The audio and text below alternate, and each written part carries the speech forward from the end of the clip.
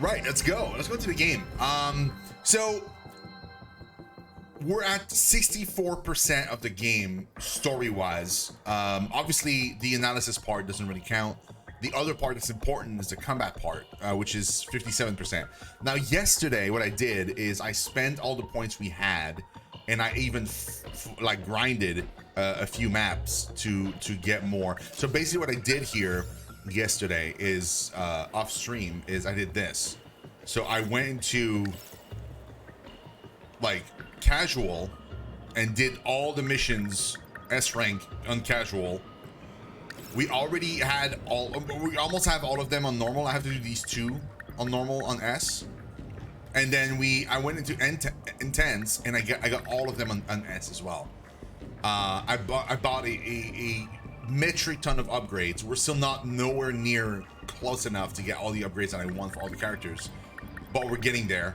I think I have like half my team where I want it to be ish, going into the next parts of the battle sequences, and the rest of the team is like still catching up.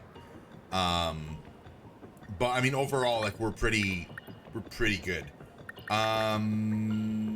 And yeah, so like today we might do some battles like today, like I might just do like these two battles on normal just because, so that way they're cleared, and I might go here like on casual and do a bunch of them.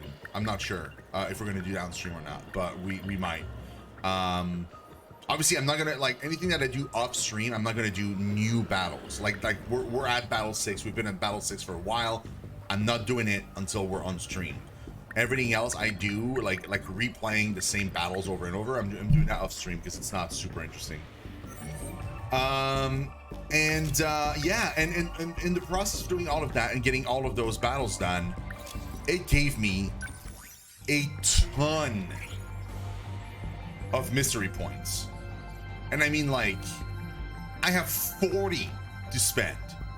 So we're gonna spend some points. And yeah, we'll see if we can unlock everything. So let's get fluffy. A mysterious talking cat who offers Megumi Yakushiji a deal. He enters a contract with Yakushiji, promising he'll grant her wish of saving Jiro Kurabe if she carries out a dangerous mission. You love Timi's ice caramel macchiato? Oh, that sounds delicious, actually.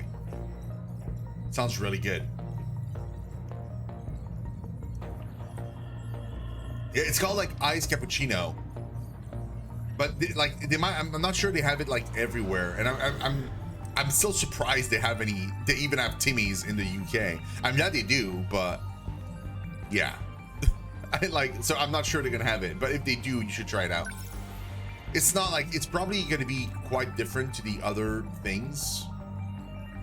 Because what I don't like about the taste of just like iced coffee, just regular iced coffee, is the fact that it tastes like a coffee that you've kind of forgotten, and it's just like sitting on your countertop, and now it's gone cold, and you just drink it, and it just doesn't taste like satisfying to me. But like, I guess like if you had like a whole bunch of sugar in it, like the ice cap, or like probably your ice caramel latte or whatever, that might be completely different, right? I love them, just don't do pancakes out of breakfast. They don't do pancakes out of breakfast? Wait, what? I'm not sure I understand the sentence.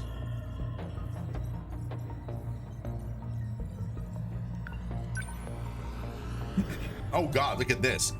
Tetsuya Ida is the substitute teacher assigned to Ryoko Shinonome's class at Sakura High School. He's actually a member of an unofficial organization who forces Shinonome into battle.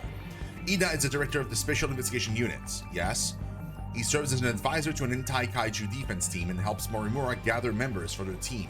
Back when he was a student, he supported Tomi Kisaragi on her singing live streams under the screen name F8. He used to wear glasses and came off as a studious, serious young man, but he tried to act cooler in high school to catch Kisaragi's attention. He was in love with the deceased Kisaragi, so in order to revive her, he developed androids. at Shikishima Industries in the 2100s. He transplanted the past Kisaragi and Tamao Kurabe's AI into androids. It was believed that Ida died when he stayed behind during the 2064 Kaiju Invasion. However, he was actually still alive and took Shinonome into custody when she was being interrogated in 1984. Ida seeks to transplant the simulated personality of the revived Kisaragi android into the physical body of the current Kisaragi, but she rejects the idea. He then realizes that he should have transplanted Kisaragi into the living body of the current Kisaragi to begin with, instead of reviving her as an android first. For that reason, he aims to reset the world and begin anew. Interestingly enough, they don't mention the fact that he's been shot and potentially dead by Shinonome, which leads me to believe that maybe he's still alive. We still don't know who 426 really is. They say it's Izumi, but like the game could like throw a twist and he could not be him. 426 is a prisoner number of an escaped criminal from the future. His real name is Jiro Izumi. He's already dead and currently exists as a replication that is based off of the memory information written onto Sector 0. He had previously been researching ways to download memories from the inner Lucifer and how to get into the production line of the Deimos code. He escaped confinement through transferring his own data into an android that looked like Tomi Kisaragi. Oops. The Kisaragi android that 426 was using as his body got destroyed during the battle against the Tamao Kurabe android in 1985.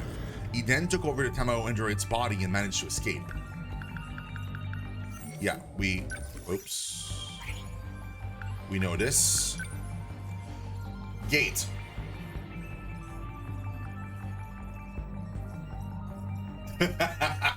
Agrimar, very true. We'll win this war by dancing because the enemy sucks at it. Yeah, true, the enemy can't dance. They don't have pancakes after breakfast hours? Oh, I see what you mean. I see what you mean, Yukio. Yeah, for sure. That's one thing that annoys me with a lot of places. And I understand why they do it. Like, they have to change like some equipments they shut off and then they change the settings so that they cook something else. But I really wish they wouldn't. They would just offer it like all the time. At the very least, I hope that my thinking is correct and it's not just a marketing ploy to kind of like create scarcity so that people show up in the morning to get pancakes. But I agree with you. Like, that's one thing that annoyed me for like to no end for the longest time was when McDonald's, for example, didn't do the breakfast all day long, and they would stop at a certain time and just not have breakfast anymore. And a thing that still bothers me right now, even though they still offer the egg McMuffin the entire day, they don't offer the breakfast potatoes the entire day. So if you order at noon, you still get a regular fry. You don't get like a breakfast like potato mash thingy. It's super annoying. Not a mash, hash brown, the potato hash brown. So yeah, that still annoys me. You got your Skywalker Saga and a free mini Poe Dameron X-Wing to build, which was fun. Oh, you got the Poe Dameron one? Oh, that's the one I wanted most. Damn it. I got the I got the First Order Destroyer. It's fine, but I would have preferred a Poe Dameron X-Wing, to be honest. Did you have your little kind of Luke drinking milk, blue milk? So a gate is a place that allows one to shift through time. The coordinates for shifting are set to 40 years intervals. The primary shifter is underground, while the gates on the surface, such as Tokisaka Shrine and Sakura High School Science Room, all connect to it from afar. The gates are available for use because Morimura brought them online. There are 5 possible shift destinations. Yeah, we know. The gate in the mainframe can't be controlled without the biometric ID of a compatible individual who possesses nanomachines. The Kisaragi android. An android that looks like Tomi Kisaragi. It was developed by Tetsuya Ida in 2100. Soon after the AI of the past Kisaragi was transplanted into it, 426 seized this chance to take over the android. Although this was destroyed during the battle against the Tamao Kurabe android, 426 managed to take over the Tamao android's body. After being destroyed in the girls' bathroom, 426 hides the android husks inside the broom cupboard of the old school building. Yep. We know that. The magical gun. Oh, interesting. A bizarre-looking gun that Fluffy gives to Megumi Yukishiji. Whoever gets shot by this gun will have their short-term memory of the incident distorted. The gun supposedly seals the power of witches. Those who get shot by a magical gun are forced into a game of survival. In 1976, Nenji Ogata, who was 7 years old at the time, gets injected with nanomachines by Ms. Morimura, the one considered to be the grown-up version of Fuyusaka. This is a crucial step in preparing the Sentinels. Oops. An apparatus that uses compressed air to inject miniature capsules of nanomachines into a human body, also known as a syringe gun. Okay. Medicine that Ms. Morimura administers to Ryoko Shinonome in the nurse's office, advising her to take it whenever she has severe headaches. Side effects includes confusion and disruption of memory, being large. They're tough pills to swallow. The pill, I mean, tell that to Shinonome. She swallows them like they're candy. The pill bottles has the label Oral NM C0204 printed on it. These pills inhibits the effects of DD426, slowing down the resultant memory loss.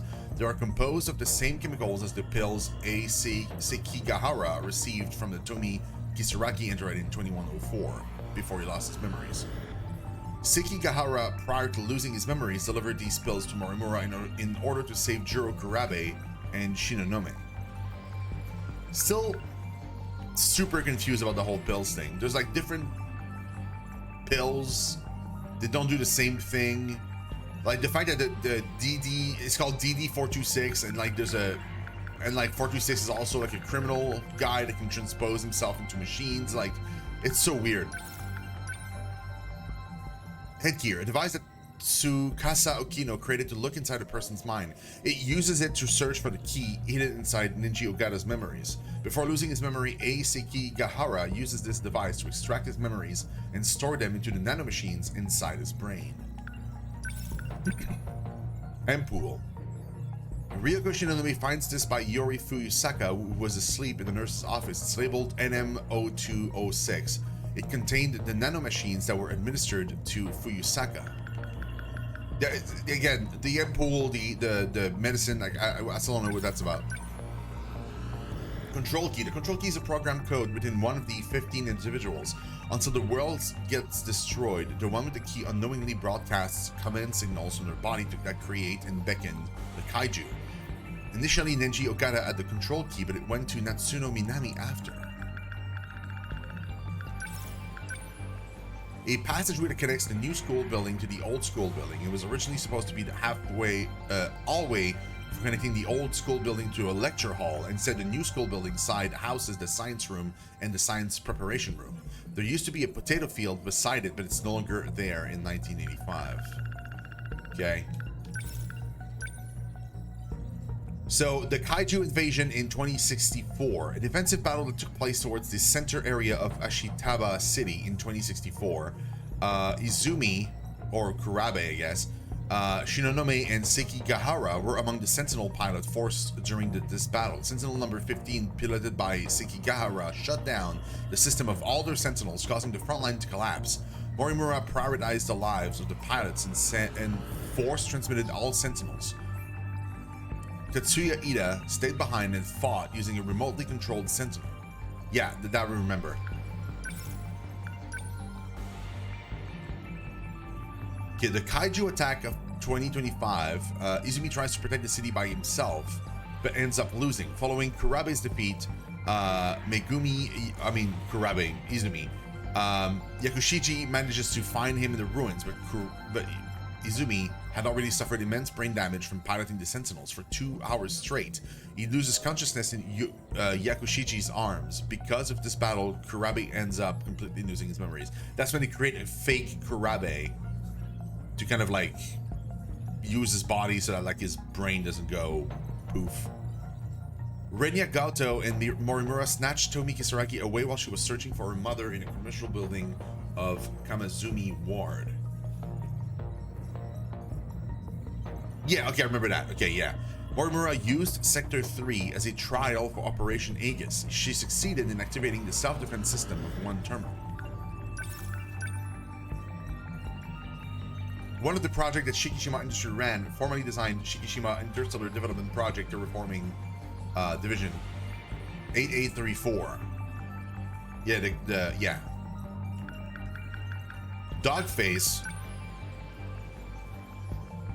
In 1980s slang term used to call someone ugly, Nenji Okada threw this insult at Tomi Kisaragi. In the original Japanese, the word he uses is shinkusha, derived from chin, Japanese chin dog, and kushami, a sneeze. The Japanese chin dog's facial features are unusually close together, and the originator of this insult must have imagined that such a dog sneezing would be especially hard on the eyes. While Kisaragi failed to recognize this old-fashioned retort, it was clear that it wasn't a compliment. The Three Laws of Robotics. Interesting. Three Laws, written by a famous author well known for his science fiction piece from the 20th century, 2001: A Space Odyssey.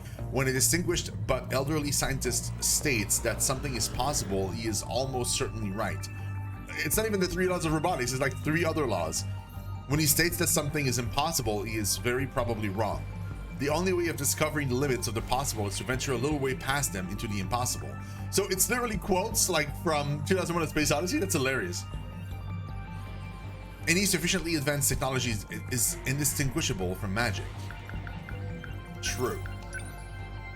Canned soda. Valkyrie is a canned soda that Nenji Okada found for Tomi Kisaragi in the 2025 ruins. No matter how tired you are, one sip of this energy drink will recharge you instantly. Dude, I want some. Canned soda 2. Fruit nectar Papa is a canned juice that Nenji Okada found for Miwako Sawatari in the 2025 ruins. A 30% fruit juice that uses a popular fruit called Papa, also known as the custard apple. Don't know what that is. Second graders. Nenji Okada's most treasured item when he was in elementary school, a grade-based educational magazine that was released in 1976. The free gifts attached to this were the multiplication train and the flexi discs version of Terror of Mechadaimos. League of Darkness. Oh my god, look at that character, man. Evil organization that appears in Kamen Hero Stranger, a TV show that Nenji Okada was obsessed with in 2nd grade. They focus on destroying human society and nature, with chief evil at the helm. They consist of the machine people, humans that were turned into cyborgs, and other nefarious forces of darkness. You were Scotsmith? Oh man, I was far from being born in that year. I was like about a decade from being born. Interesting though. Do you remember these things though? I mean, no, probably not because like they're Japanese things, but like maybe. A business affiliate with Sekishima conglomerate. The conglomerate has political ties and grew to its large size during the Meiji era. They started out their business mainly with shipbuilding, but afterwards they entered the air transportation sector. During the war, they focused on weapons production, and post-war they became a world-famous machinery maker that makes everything from household electronics to rockets. Shikishima Industries. Kisaragi glasses. Similar to the glasses that Yuki Takamiya finds in the girls' bathroom in the North School building, the glasses that Tomi Kisaragi wears have a red frame made of plastic, originally developed for use in airplanes, and thus very light and flexible, so they won't break even if they get twisted. The lens cut out 100% of ultraviolet rays and high-energy visible light. Takamiya thought that Kisaragi, who has the same exact glasses as the scrapped pair she found, might have something to do with Natsuno Minami's disappearance. We know? A large old house with a total floor space of 160 square meters. Originally was just 1 story, but was rebuilt to add a 2nd story. Jiro Kurabe uses the back room of the 2nd floor. Megumi Yakushiji uses the middle room on the east side of the 1st floor, and Keitaro Miura uses the guest room close to the entrance area of the 1st floor. The Kurabe residence layout was created by Keito Miura in 2188, based off of the things Tamao Kurabe heard from her grandfather, as well as the old films that remain. Photo of Takamiya and Minami. Photo of Yuki Takamiya and Natsuno Minami when they were when they were in elementary school. This picture was taken near the home of Takamiya's grandmother on her father's side. Around this time, Takamiya liked her short hair, and Minami was known as the illustrious Dr. Space. Goto's notebook. The notebook that Renya Goto always walks around with. It includes schedules, diary entries, investigative findings, issues, unanswered questions, and more, all written with characteristic conciseness and clarity. This is one of the birthday gifts that Gato was given each year by his father, but he only has a few more days before all the pages are filled. Japanese history book. A Japanese history book published in January of 1985. It contains Japanese history from the Stone Age up to the first half of the 1980s. Gitaru Miura reads this book in Shu Amiguchi's room. Right, so now that we've unlocked everything, we're at 50%, meaning that we're probably gonna have a whole bunch more stuff to unlock and or discover. But at least that gets kind of like caught up somewhat-ish with the rest of the 2 other sections. Let's keep going. So Yuki, she had really, really short hair, man. Oh my god. That's crazy. I didn't recognize her at all. Do we have enough people? Probably don't, right? It's probably too early still. Yeah, let's wait just a little longer and we'll do a Stream Raider battle.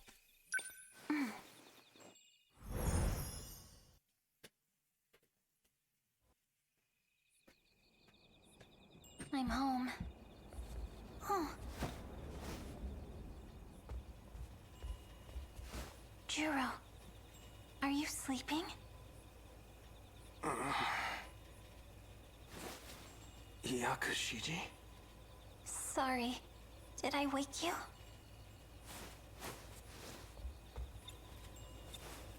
That dream. The woman at Sumire Bridge. It was Fuyusaka-san. What? Oh no. You heard me? Fuyusaka-san is in your class, right?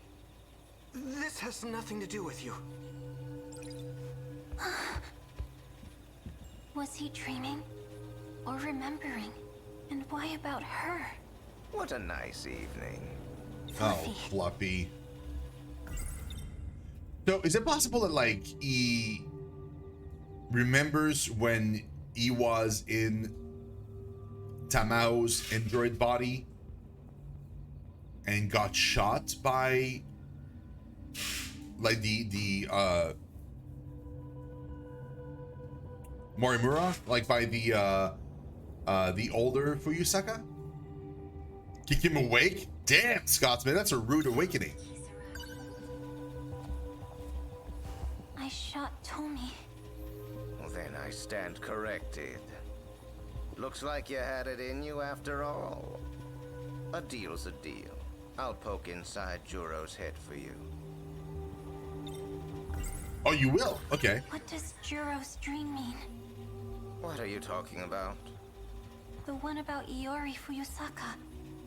Why is he dreaming about her? Don't ask me. I had nothing to do with it. Seems like he dreamt it on his own. Oh. He is a boy, and right at that special age. No surprise he dreams about the girl he's into. That's not true. Could that really be true? Does Jiro have feelings for that girl? You know what that means. You're in the past now, right?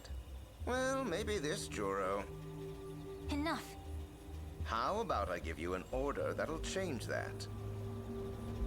Iori Fuyusaka's a witch. So she's one too. Indeed. Time to shoot and drag her onto the battlefield. Right, okay.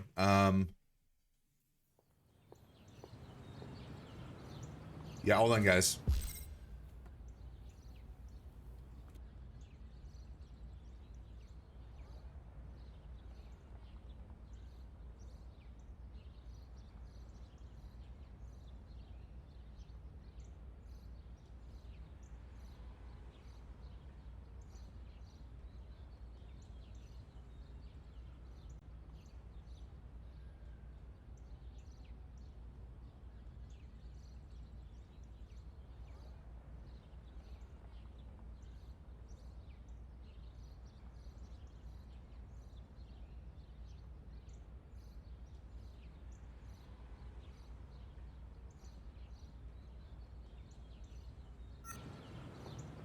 Fluffy?